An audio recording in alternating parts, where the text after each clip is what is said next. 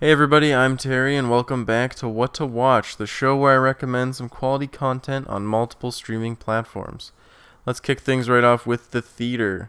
So in the theater right now I have a few picks, Spider-Man Far From Home and Once Upon a Time in Hollywood, and I also want to quickly talk about The Lion King. So some are probably wondering why this episode is so late into July, and that's because I wanted to wait to see The Lion King before I made it. And that said, the new Lion King doesn't do anything nearly as well as the original. It's an okay movie on its own, but it pales in comparison to the classic cartoon. Not only does it suffer from being live action, but it's also plagued with a much worse pacing, as they've tacked on an extra unnecessary 30 minutes over the original. The Lion King is my favorite of the Disney classics, and I was really hoping this would at least come close, but I believe it has completely failed to do so, and I would say stay away. So Far From Home came out at the beginning of July. I saw it right away, and I've got to say I loved it. Far From Home is truly some of the best work Marvel's done so far. There's countless great moments, some really good Spider-Man action, and both Tom Holland and Jake Gyllenhaal have killer performances. The ending, too, is really exciting, and I can't wait to see the next installment, but definitely right now my number one pick for the theater is Spider-Man Far From Home. If that's not something you're into, let's talk about the new Tarantino film, Once Upon a Time in Hollywood.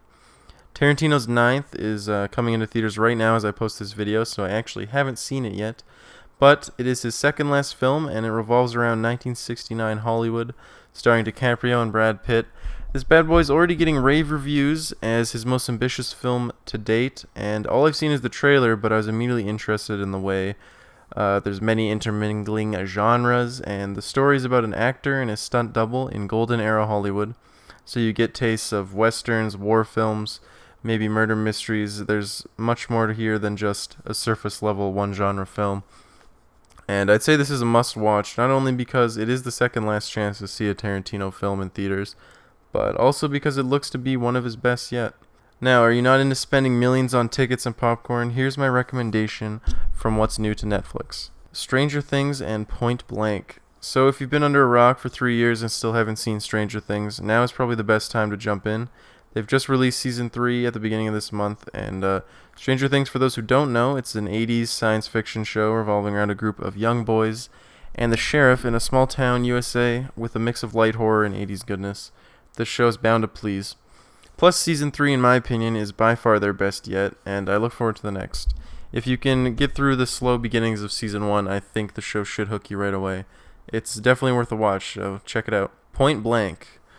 One of Netflix's newest original movies, this one is a bit of a mixed bag. Falcon, Anthony Mackie, and Crossbones Frank Grillo team up in this crime thriller that left me a bit annoyed more than anything. The movie is good, don't get me wrong, but in the most basic of ways. It doesn't really do anything interesting or well, but the writing is also pretty bad at most times.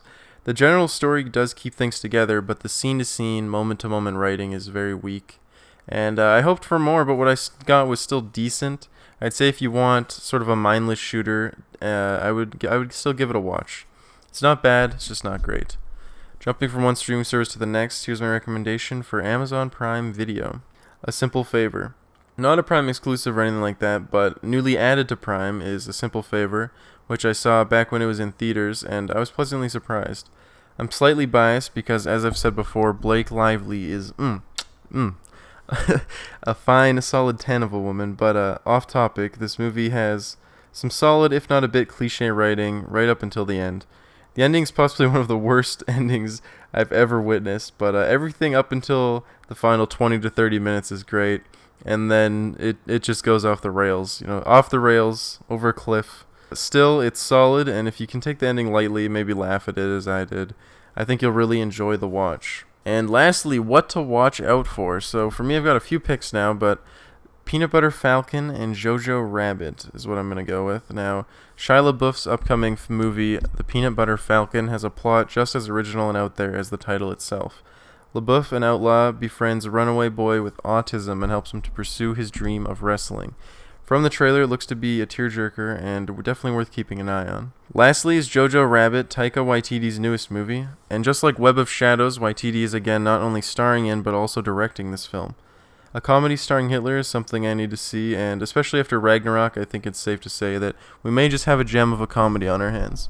Taika is yet to disappoint with his films, so I'm definitely keeping an eye on this one. So alright, there's some great content for you to watch now and more to look forward to. I've been Terry, thanks so much for listening, and I hope I've given you plenty to check out. Enjoy and happy viewings. See you next time. Remember, if you enjoyed this episode, be sure to let me know in the comments below. I make at least one of these a month, so do please consider subscribing if you enjoyed.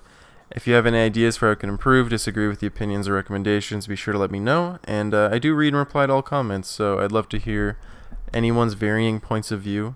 Also, be sure to let me know if you watch any of these and what you thought of them. And yeah, thank you so much for watching. I'm Terry, and I'm always reachable in the Player Select Discord.